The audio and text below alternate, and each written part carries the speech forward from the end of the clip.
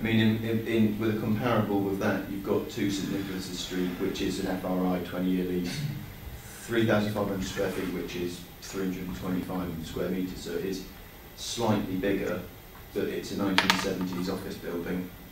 The fact that we're letting ours, which has been refurbed, and we're also willing to put right the issues that the only outstanding maintenance issues. So you're effectively getting a refurbished building rather than a 1970s office building. So, can I ask? Sorry, go on. If we were just so say like a different option, if we were to fix these issues, would there be the possibility of a further reduction in that? No. We feel that the cost of replacing these outstanding issues is minimal. And so you'd be prepared to? So we would be prepared to correct them before you move in, but we feel that the cost the cost of repairing these issues is not going to be reflected in any more rent being taken off or any rent-free period. That's fine. I'm glad we established that. One thing I did want to just ascertain was your affinity and opinion when it comes to break clauses with the lease itself.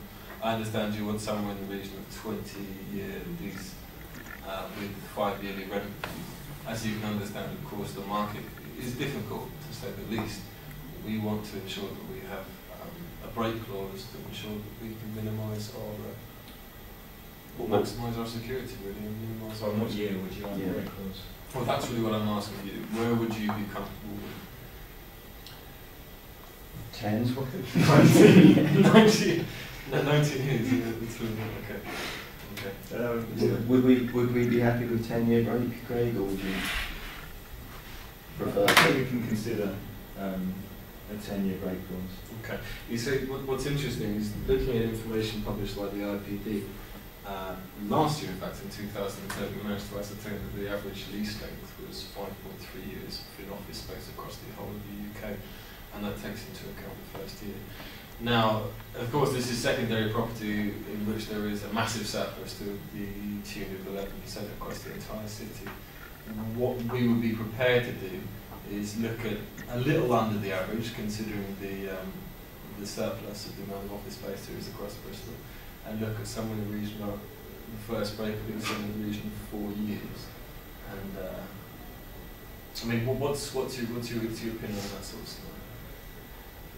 Well, we were going to go for we were angling for a 5-year rent review, so I'm not really too sure I'd be particularly happy with a 4-year break clause. We would consider somewhere between the middle. We need halfway. Yeah, halfway. Say a 7-year break clause. But if we are going to offer you a 7-year break clause, we want you to build the condition that the building's let as soon as possible. The heads and terms have agreed. As soon as our repairs, we get the repairs done. Which obviously. Yeah, but we want to. So they'd be done immediately. They'd be done immediately. We'd be looking to start the lease as soon as possible. So, if you could just really clarify that, so you would be willing to provide a break at about 7 years or so. Yeah. And the condition that we moved in immediately. Yeah, that's right. That's something we can consider. Probably kind of like on speed up, so. Exceptional organisation. Yeah, very proud.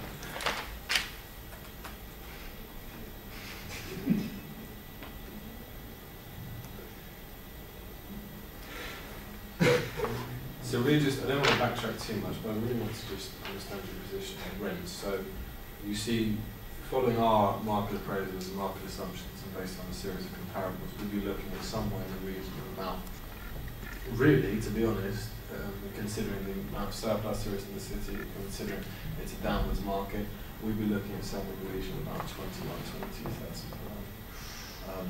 We understand your estimations, of course, are somewhat higher than this. We want to see what sort of movement there is on it. you could elaborate We'd have to move quite a lot on that, wouldn't we? We've actually had quite a bit of interest for this. Yeah, it's an actual First time it's that. That's bonus marks for that. We're actually meeting with somebody in a minute that's offering us. Oh, I see. We've got A other. massive blue chip multi-millionaire company. Yeah. Is that all right? Yeah, we've got other irons in the fire, I think we so to speak, Mr. Davies.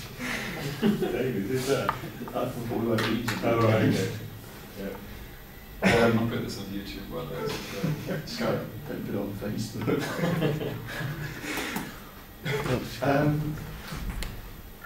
So, yeah, the answer is, yeah, you're going too low.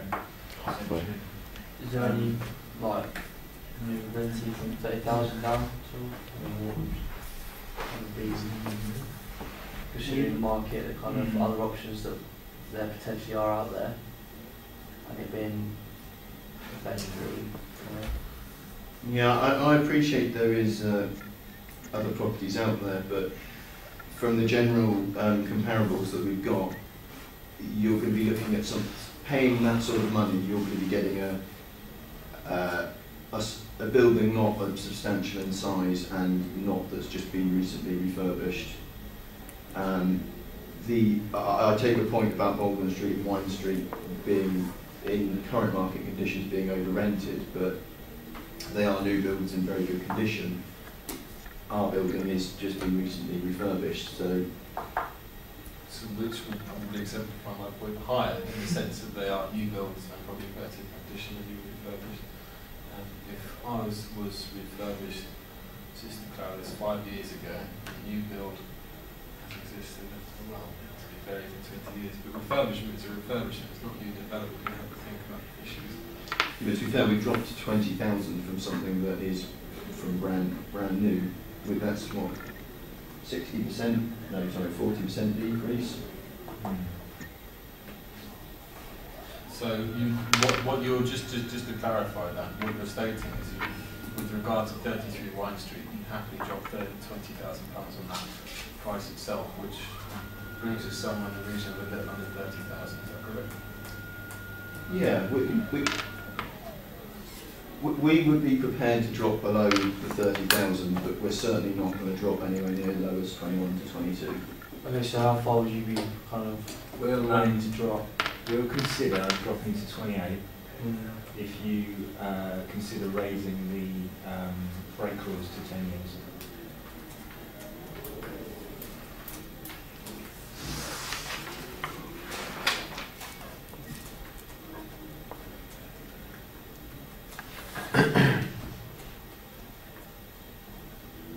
So if it was like 10 years, okay?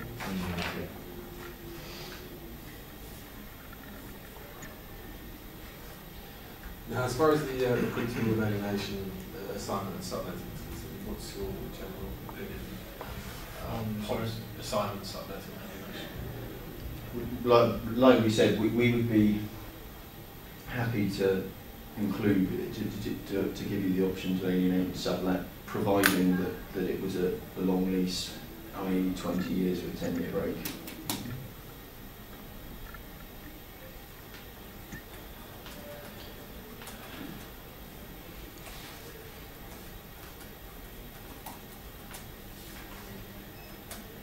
You see, John, the problem I have more than anything is that I'm using figures based on averages. The average lease at the moment is 5.3 years. The amount of assignment that exists in the average lease is generally, well, at least it's existing, that way. So what I'm working on is that if the average lease we go for is 5.3 years, and that includes, of course, the first break, and that also includes assignment, what you're asking us for is something that is double that, and then we include assignment. Would you consider meeting as someone, Such as? well, if you're looking at 10, we're looking at 5. We're looking in the middle of somewhere in the region of 7 years. Backtracking, we're on 7. Yeah. I understand where you're going with this completely, you're absolutely right, but the fact of the matter is, the average is 5, you're asking for 10. We've already conceded to consider someone